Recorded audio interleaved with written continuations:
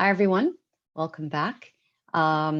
Quickly, you can see the results of the poll. Thank you very much for helping us know where you found out about Taxon Works Together 2022. We appreciate that.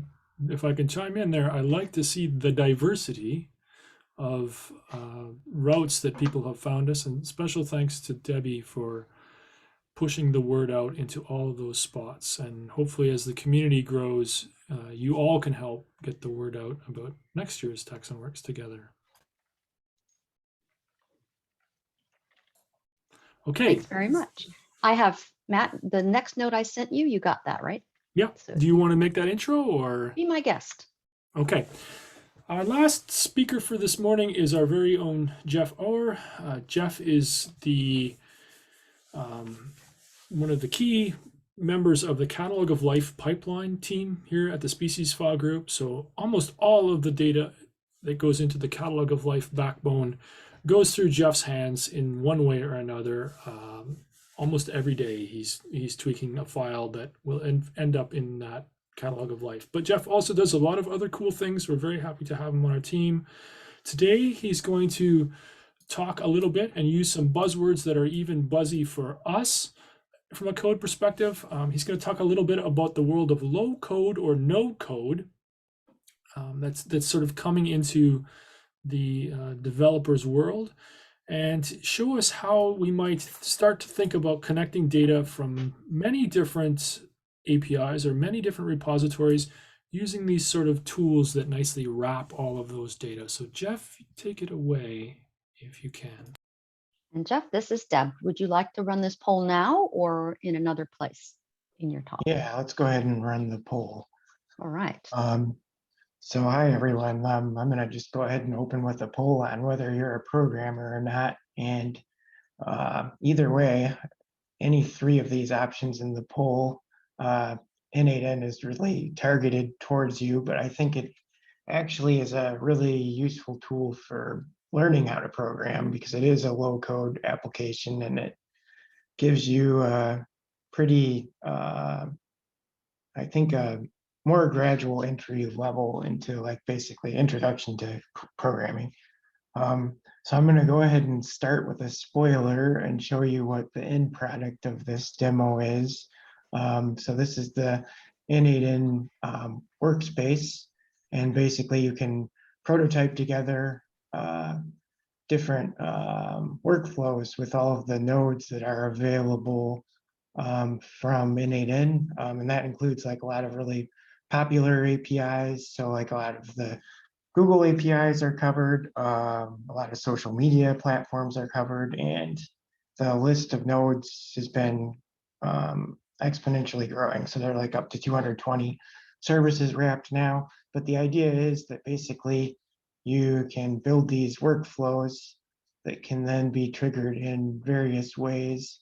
And this particular workflow is taking names from Taxon Works and sending them to Bold to get the barcode DNA sequences, reformatting them, and then merging them back together. And then, so basically you can see like the two inputs coming in here, one from Taxon Works, one from Bold. And then this merge node is basically connecting them together. So here you've got names from Taxon Works on this end, and we've got the sequences from Bold over here. And then this function right here is basically just doing a reformat of the data. And finally, we can produce this spreadsheet, which can then be bulk loaded into Taxon Works in the final node. Everything runs a little bit slower because of Zoom. All right, so anyway, if you hit the download button, here's your spreadsheet of names from Taxon Works and barcode sequences from Barcode of Life. So getting back to the presentation, let's talk about some other potential example workflows. In this workflow, it's basically Again, getting names out of TaxonWorks, sending them to Wikidata and using a Sparkle query, and then reformatting these external identifiers from all these services: Barcode of Life, Catalog of Life, Checklist Bank, GBIF, IDIS, NCBI, OpenTree, and ZooBank. And then final step, again, creates a bulk import for TaxonWorks. And I think that could be basically like a starting point for future work where we might have API wrappers and TaxonWorks, because you then have the external identifiers for all those services and could then go fetch more data from those services or just directly link out to the pages on the species pages within TaxonWorks to those services. Here's another one, example workflow using the Twitter API to take like a sample of tweets that mention the word species, and then it sends the text from those species through the global names, scientific names finder. And if it finds any, it reformats them into a Google sheet. So you can basically just get a sampling over time of any species scientific names mentioned on Twitter. And I think that could have some potential use cases, like you've got location data tied in with tweets sometimes. So maybe you could use it as some like low confidence species distribution data, or like a public outreach bot that interacts with the public maybe. Here's another example workflow that basically will send an email notification when a new species is added to the catalog of life. And this one's run on an interval of a week. So basically it checks the Google Sheets list of names that it already knows, and it queries for the species in that genus and catalog of life, reformats, and then merges them together. And then if there's new species, it'll send you an email notification and save them to the Google spreadsheet. So those are like just some example workflows that I came up with, but I'm sure that you all have a lot of better ideas potentially that you could do with this.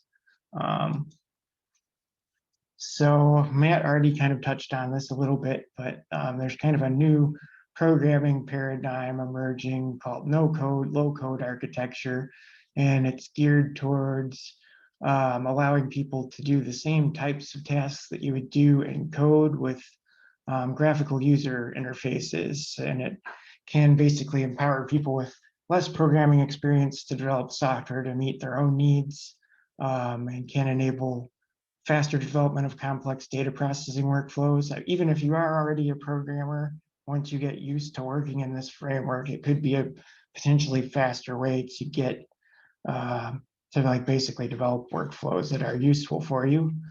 And I think even for just like exploring the APIs, it's useful because of it's presenting all of the endpoints in a more user-friendly way, which I'll show you in a bit. So some examples of low-code, no-code architecture are Airtable, which is kind of like a database system on the web, which allows you to do relational databases without having to know SQL queries. And then Baserow is another one that's actually an open source alternative to Airtable. And then n8n IO is what I'm covering today, the low-code workflow automation tool. So n8n IO is a powerful low-code workflow automation tool. And basically the way it works is that you have nodes, and you can add nodes by hitting this plus. And then you select the nodes you want to use, and you can wire the inputs and outputs together to connect different services together. So basically each node can take an input, and then it performs processing, and then it outputs the output, and then you can connect that output to another node. It's kind of analogous to a really powerful function in programming, with basically having input parameters and output data. And then the saved workflows, once you have created them, can be triggered manually or automatically by various actions. So I want to basically just cover some of the notable nodes to get you thinking about things that you could potentially do with this. So first of all, there's the workflow trigger nodes. And basically, whenever you start a new workflow, you start out with a start node. And you can't actually even get rid of the start node because you always kind of want to have the option to manually execute versus automatically execute. The interval trigger will trigger on whatever time interval you set. Cron is more like geared towards setting a specific date and time that you want the task to run. Webhooks are a bit more advanced, but it's kind of like a push request on your phone. So like if something happens on the web, it can hit your n8n endpoint and basically trigger the workflow, and then your workflow could actually respond with the output. So you can actually build APIs even with the n8n tool. It's more advanced, but very cool. Local file triggers, if the file or local folder changes, it'll trigger the workflow. Workflow triggers, you could like basically set up sub workflows. So like you connect this in and it'll go off and run some sub job. Error triggers, it would be important for error handling, and then n8n triggers run when n8n first starts up. So like for data sources, you have reading data from PDFs. You can read spreadsheet files. You can zip and unzip files, read binary files like images. You can process iCalendar files and then connect into a local local or remote MySQL, Postgres, GraphQL, or MongoDB database. So you can connect to a ton of local data sources or remote data sources. For data manipulation, the function is probably one of the most important nodes that you'll use a lot, and those are the codes those are the nodes where you actually are coding in JavaScript. But basically that is probably the powerhouse of this, and kind of would be a good introduction to starting to learn JavaScript. So let's see, then we have rename keys, set keys if you wanted to add data to an array.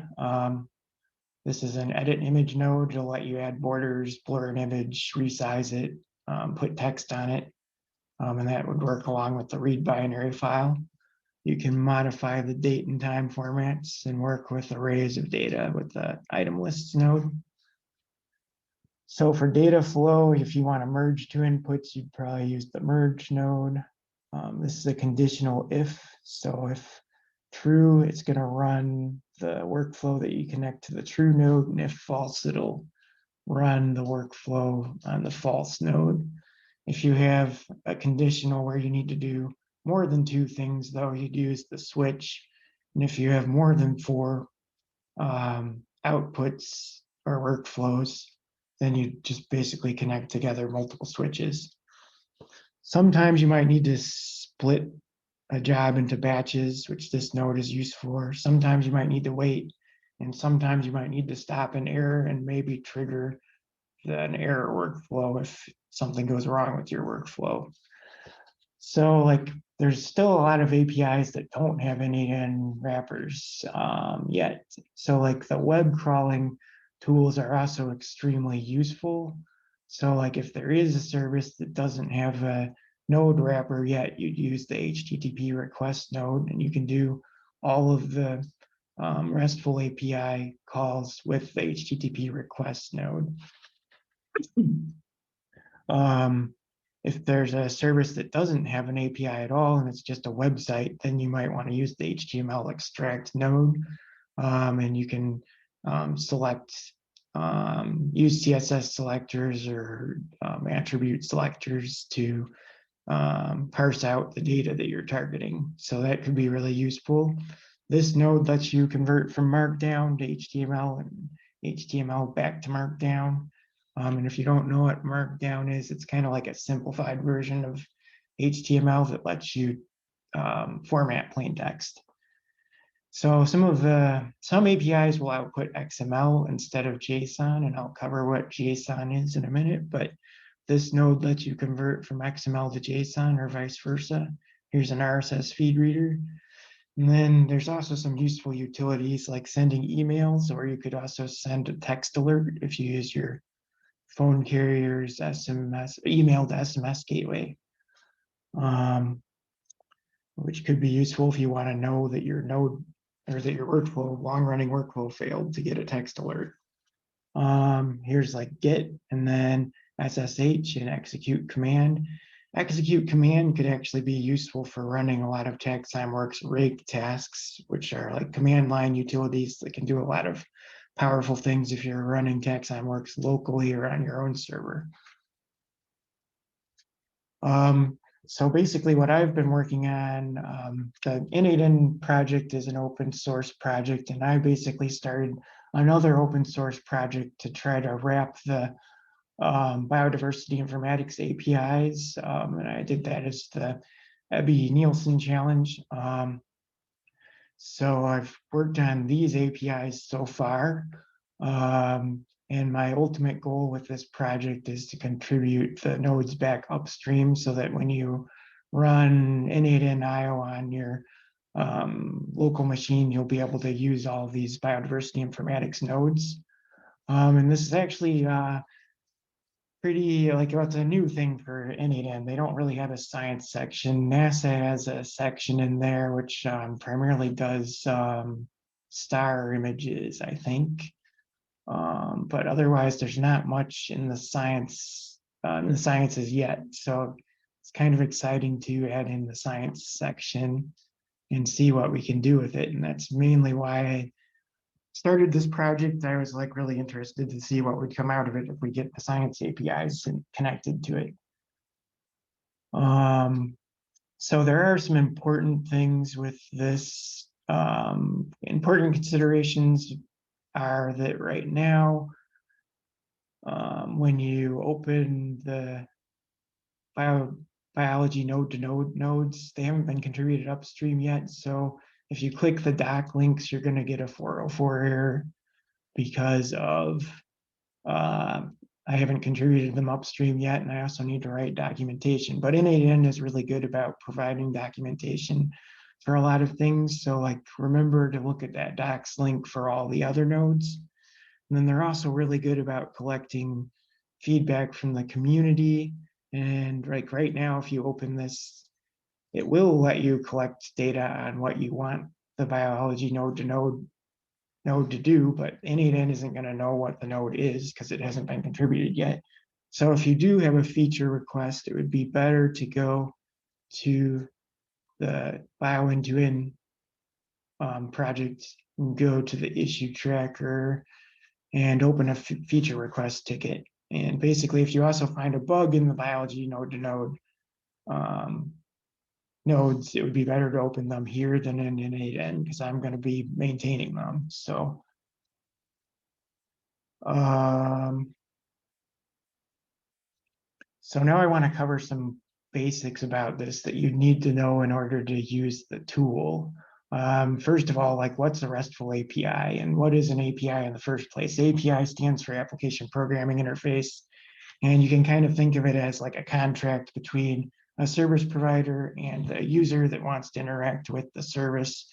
So the service says, we're going to provide you this data in this format. And then you can go develop software that interacts with that service because you know that they're always going to provide the data in that format. So that's what an application programming interface is. And REST APIs are a type of API that's connected to the web. So basically, these RESTful APIs facilitate exchanging data and services between computer systems. And an example of it is the TaxonWorks API. And you can learn more about the TaxonWorks API at api.taxonworks.org or docs.taxonworks.org. And then if you go to the public API for TaxonWorks, you'll see this in Firefox. I think I have this open. Well, let's just go to it. Here we go. Okay, so you get this nice view in Firefox, which is kind of like a more human readable format of JSON. And if you're using another browser, it'll look more like this, which isn't that readable.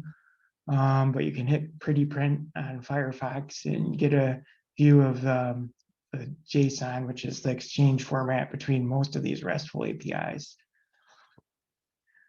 So for REST APIs, like a lot of other APIs do CRUD, which is create, read, update, and data, and delete operations, which mostly is working on databases usually. So you want to create a record in the database, read a record, update a record, or delete a record. And since the HTTP protocol didn't originate with RESTful APIs in mind, you kind of have to basically make do with what we had in the protocol. So create on the HTTP protocol is post, read is get, update is put, and delete is delete.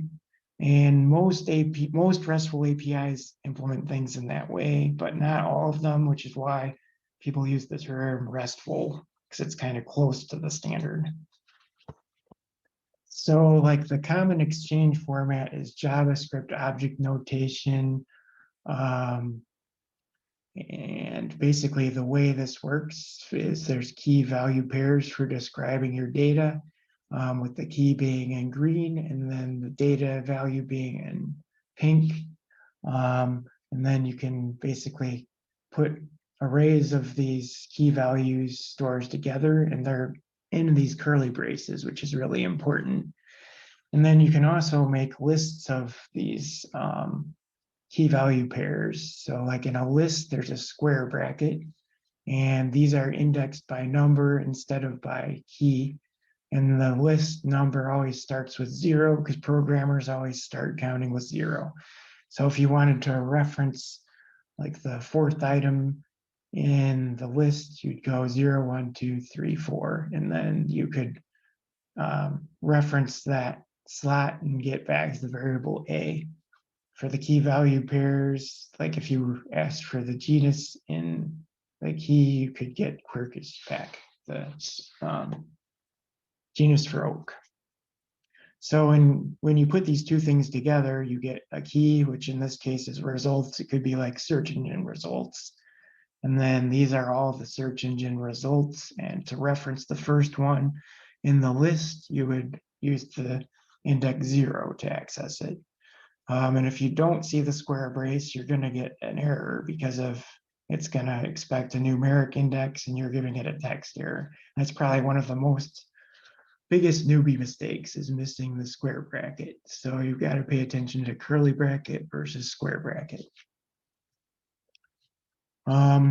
So another thing that you'll have to do, which can be like one of the harder steps actually, is getting the credentials set up in n8n for accessing the APIs.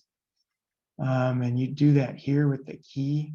So like not all APIs will let you access them without providing a password or a key. So for TaxonWorks, you would set up your user token, which is like basically a secret key that only you should know, and you'd stick it in here and save it. And you can also change the name of it. So if you have more than one project, you'd change the name and save it. And then when you interact with when you interact with the node, you'd select that user token or that project token. So this is the credential for me for the user and the project. I've got 3 projects set up. I decided to split the credentials into 2 stores for TaxonWorks, since I realized that a lot of you might be accessing more than one project, so you don't have to enter your user key every time you set up a store. I'd say the reason why this is complicated is because there's no standard place to put the keys in services. So a lot of times you kind of have to dig really hard to find them. In TaxonWorks, to get the project key, you'd look under the project menu here, and this is your key. And then also for the public APIs, these are projects that said that it would be okay to release their data publicly. So they all have their keys listed on the front page of the API. So you can basically just take those keys and you have access to reading the data from those projects.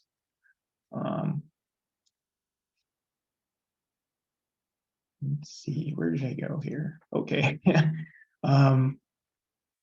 Then for the user token, you'd go to the account, and this is your API access token for the user. You need both tokens usually. For other APIs, like Google, I would like definitely check out the credentials documentation, because like especially for Google services, it's hard to get the token, but they have like even videos in their documentation showing you how to get the token. So definitely take advantage of the documents for the other projects. Like I said, we won't have documentation for ours yet, unfortunately, but it's a goal for future to have the documentation for the biology node-to-node nodes.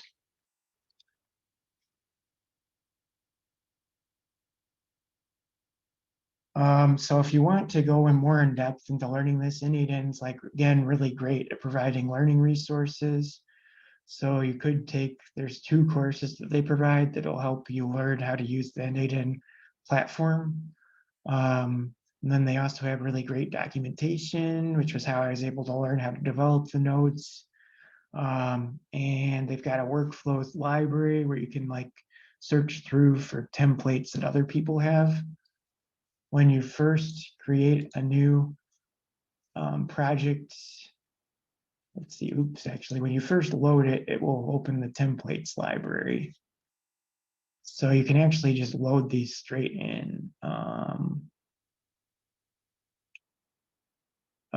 Like if you wanted to do a webhook returning XML, you could look at this one and click the use workflow button.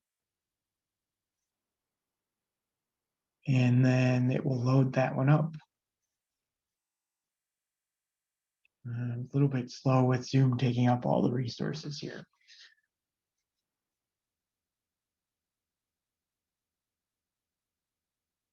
I guess while we wait, does anyone have any questions?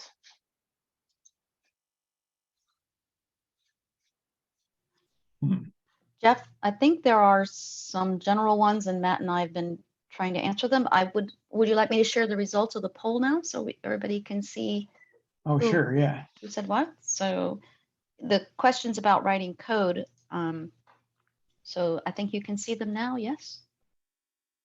Yeah, so I definitely think this tool is worthwhile checking out as a new user. Then it's like basically a new programmer is a good starting point. I guess I didn't necessarily cover how to use it at the moment. Let's see. So if you do want to try the biology node-to-node project, you do have to install it from the Bio-n8n node, since they're not included in the main project yet. But there is an install guide down here. You do have to install npn and then like clone the repository and run these commands to get it going. And then basically you'll be able to use it on your local environment. Maybe at some point we'll be able to hopefully make that easier. Okay, so it did finally load. So that's basically from the n8n community. And I was under the impression that we could contribute templates as well, which I thought would be really cool, because then we could basically kind of collaborate on developing biodiversity informatics workflows, but I'm not sure if you actually can. I will try to figure that out and put information in the repository. I want to go back to the demo though, and basically just kind of step you through how it works. Let's do this one.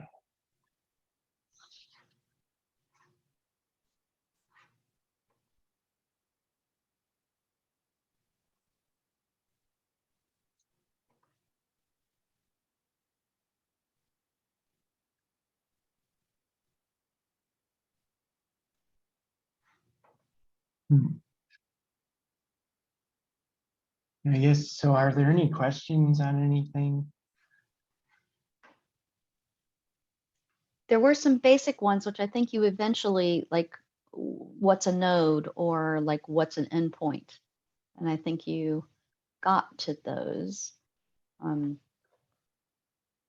Are there other questions? I think, oops, something just popped up in the chat. Matt's sharing the link to your GitHub repository for this project. I just need to re-execute this, and then I'll be able to show you how the workflow works.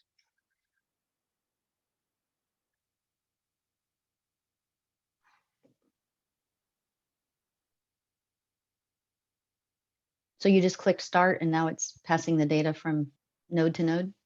Yep. So if you double click on a node, it will pop up the window, and from the start node, there's no input data, but this interface lets you look at both the input to the node and the output. You can kind of drag this around if one side is bigger. It's a relatively new feature, but really cool. For TaxonWorks, you can target different servers. So if you're running a local copy, you can set it to localhost. Or for the sandbox servers, you'd set it to sandbox.taxonworks.org without the port 3000. And then when you're configuring the node, there's basically all of these endpoints that you can access. So all of the endpoints in TaxonWorks have corresponding resource in n8n. And then you set the operation, which for now for TaxonWorks, it's all read-only. So pretty much the operation is always going to be Git. But once the TaxonWorks API is expanded, you'll be able to also update and input data potentially. Then a lot of times, like the additional fields are useful. So these are like all of the parameters that you can use on the taxon names endpoint. And the useful thing about exploring the API in n8n is that you get basically all of the options that you can put in, and you don't have to guess what the API is expecting you to provide it with, which sometimes can be a problem because sometimes the APIs aren't always documented super well. So like basically I've gone through and pre-worked through what the APIs are expecting and try to provide all of the stuff so that it's easier to use. So Jeff, are those endpoints, each one of those drop-down choices, I want the homotypic junior synonym of, or I want are those endpoints? These are filters actually. So the resource is more of the endpoint. So you could do this is like a taxon names. This is like the taxon names filter in TaxonWorks. So normally you'd have all of those filters on the left sidebar to let you refine your search for whatever scientific names you want. So these are all those parameters that are on that left sidebar. Thanks. And I mean, you can kind of think of this as basically like another public interface to TaxonWorks. It's just in a different view, if that makes sense. For me, yes. In the next node, we're going to bold.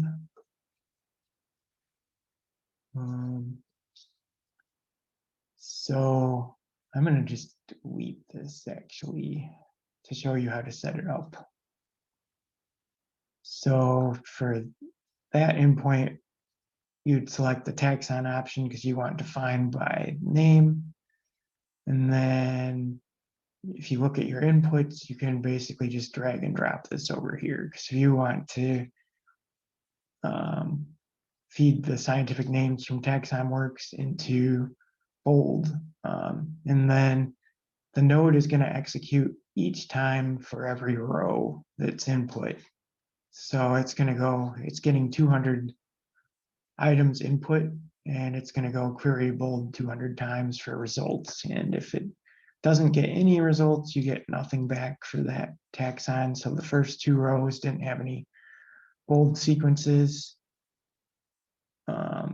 Then you kind of just have to look through the JSON to see how the data is structured, paying particular attention to the square braces versus the curly braces.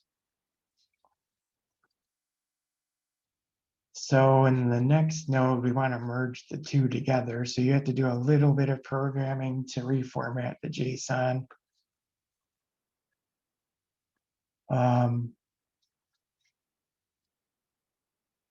And like as a standard of the function, you're always going through a list of items. So like when this runs, it runs a loop through them. And each time it goes through the list, it assigns the next row to it. And then we want to return the barcodes as our results. And then there's multiple records potentially for each query result. And then there's multiple values in those. So we have to basically do two nested queries to get to the sequence data. And I'm kind of cheating a little bit for this to just get nucleotides because there's other sequence types and I'm only taking the first one for each sequence. So like I'd have to make it a little bit more complicated to actually really do this if we want to do import, but just I'm doing a simple example for the demo. And then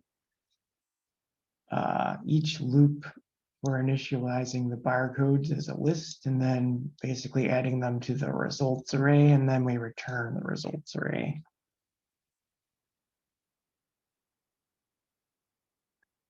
Then in the merge node, we're taking these two inputs and merging by index. So it's going to do it in order. So for the first 10 items, it'll just like connect them together. So we know that there's no sequences on the first two, and you see that there's no sequences on the first two. And then some have more than one sequence or more than one object with a sequence. So you get more than one sequence over here. So the next node has to handle this because if TaxonWorks expects only one sequence per row. So this function processes these into spreadsheet format. And then we'd go use the bulk loader to import these into TaxonWorks. I guess I can take any other questions because that's pretty much the end of the demo. Thanks, Jeff. I had one. I think Matt kind of answered it, but you can see it in the chat. Are there other questions? I'd ask Jeff, for you, who classifies yourself as a programmer, what was the one thing that was the trickiest for you to figure out, so that maybe when others hit that point, they don't feel as discouraged? You know, if it was tricky for you, might it be tricky for everybody? And what was one thing that you were like the most happy to discover about this project? I guess like discovering the project in the first place was really exciting to me because you could do a million things with this. So I was like immediately thinking about what could be done with it. And then I guess like stumbling blocks, probably like node development is the stumbling block that I hit. But like as a beginner, definitely I would probably have stumbled over like the curly brace versus square bracket thing and like indexing. So of the arrays starting at 0, but I mean, I've done programming for a while. It's basically just like you don't get the same error message out of every programming language. So you have to figure out what the error message means. And if you hit those errors, the best thing to do is to plug them into Google. And most likely you're going to find a Stack Overflow post of someone trying to figure out what the error message means. So at least for me, I'm not necessarily a specialist in any one language. So it's basically just a way to quickly learn the common errors. Yeah, sounds like a programmer. Really neat stuff, Jeff. Yeah. Go ahead, Debbie. You have a question? I was going to say, Jeff, on that note, from my perspective and the place where I'm learning, when you mentioned Stack Overflow, I'm in a different place. I can find my relevant issue on Stack Overflow, but then I don't have enough knowledge to necessarily understand the answers. And that's where you, the SFG team, and others in this room come in, where I ping you and say, here's the issue I had, here's the answer I found. And maybe there's 6 answers. Stack Overflow will have multiple people answering your question and raising different issues and saying, yes, this is great, or but no in this instance. And so there's that extra layer for some of us as we're learning. We need help to figure out which one of those options might be the right one for us, or which ones to avoid. So it's great to have sort of multiple avenues to figure out those kinds of, when you run into an issue, who do you ask for help, where do you find help, and how do you go about using that help to make sure you don't go off the deep end. Yeah, so like that's also like something that I should have definitely touched on. So thank you. So like if you get stuck on something for the time being, I think opening an issue ticket is okay. Although maybe I should look at doing discussion threads in the GitHub repo for biology node to node. I haven't used that feature before, but like definitely I'm interested in trying to target people that are new to programming and like make it into a space that's friendly for asking questions like that. And n8n itself is very geared towards new users as well. So they've got a community kind of repository for questions as well, where people help each other out. So that's another potential option. I am going to be away for the next 2.5 weeks or so. So like if you have questions in the next 2.5 weeks, you probably won't hear from me, but when I get back, I will definitely try to help you. So in the past, yeah, thanks, Jeff. So to add on that, going back to the poll, 33% of you said perhaps one day you would like to program. And I would remind everybody that, a core group of our team were taxonomists first. And we strongly believe that you can do this. You can code, you can make it a part of your graduate work, your research. I think there's some evidence of that with all the things that have come out of TaxonWorks and all these other projects like Jeff has described. So I'm curious, we've run in the past in our previous grants and previous precursors to TaxonWorks 1-week hackathons where people, we brought in 7 or 8 students who had not coded. They would have answered this question as, I have not coded. And at the end of those weeks, all 7 of those people had coded, and they'd all made a small contribution to that MX code base, which is a similar code base in TaxonWorks. So my question is, who here, maybe a +1 in chat, would be interested in either a virtual, or maybe as COVID's sort of unwinding, knock on wood, a in-person sort of event where we worked on, how do I make a basic report in TaxonWorks? How do I, fix a spelling error on a form in TaxonWorks? Or how do I use something like the n8n project that Jeff is describing? Is this of interest to folks?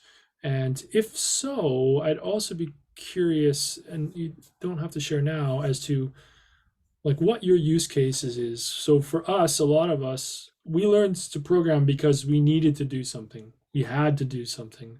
And that's a really good driver of learning how to code. So when you must make a report, when you must extract the words from a document, when you must format your material examined section, that was a big one for me early on. And I didn't want to do that for 3,000 specimens and in a Word document. That just sounded like insanity to me. And so that really forced me to learn how to do some of this basic coding. So it would be useful for us to hear what kind of tasks you would want to do that you can't do now and that programming might help you with in the long run. So it's good to see a couple of people would be interested in that +1. And We do encourage you to drop into that Gitter channel if you have questions, and we are certainly committed to working with programmers who are looking to learn. Debbie, yeah, sorry. I would add to the wonderful yes to all of this, and thank you to those of you who raise your hand and express your interest and share your use cases, is the people who said no. It's our 63% of the people who took the poll.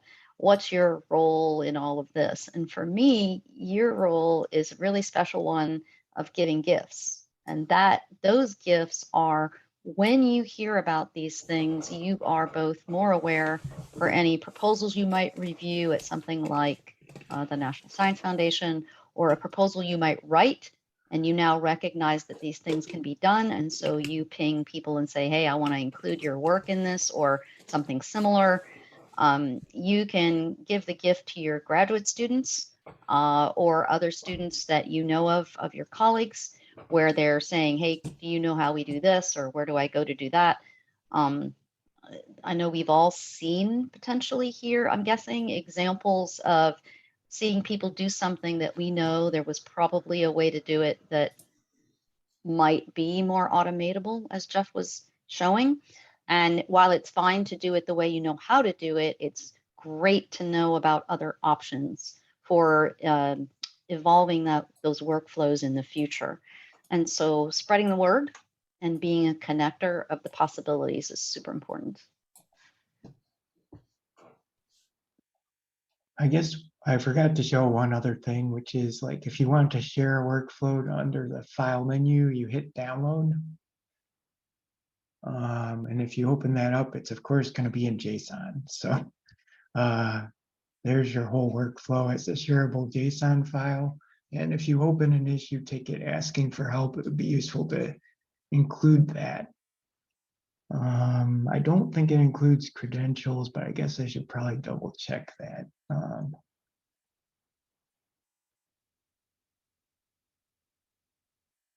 And then also, like, I think it opens the door to like potentially even generating workflows automatically because it's all in JSON, right? So.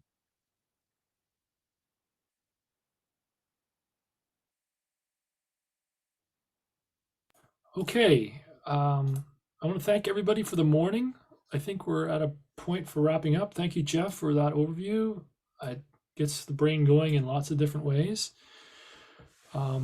This afternoon, we will demonstrate, I am almost certain, some of these very low-codey things where you can start to make use of some of these external tools. The text on keys and the text on pages almost certainly will demonstrate some of that. We hope to see you there. That is a very much unconference, so please bring with confidence your topics, and those will be voted on. We'll figure out what we're going to do. We may break out into individual rooms, and there may be some opportunities for Spanish-speaking rooms, breakout rooms, or longer explanations in other languages. That's going to start at 1:30 Central, roughly in about is that right? Did I get that right? 1:30, just double checking the schedule. Yeah, 13:30, 12. Yeah, 1:30. So roughly in an hour and a half, we will re-meet up in a completely open format where we'd love to hear your problems, your questions, and it really is fair game. Anything is, anything that has to do with biodiversity and biodiversity informatics is a topic. So we hope to see you all there. Thanks for being here this morning, and we'll see you all again shortly.